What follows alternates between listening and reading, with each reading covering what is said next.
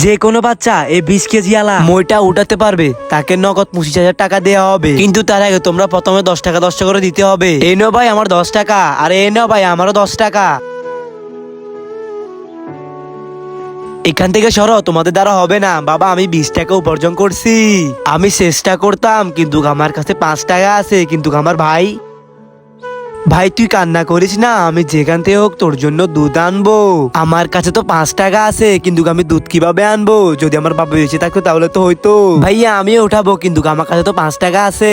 আরে 5 টাকা দিয়ে হবে না, 10 টাকা আন তাহলে উঠাতে দেবো। বাবা নিয়েও নেও না টাকা, এমনিতেও উঠাতে পারবে না।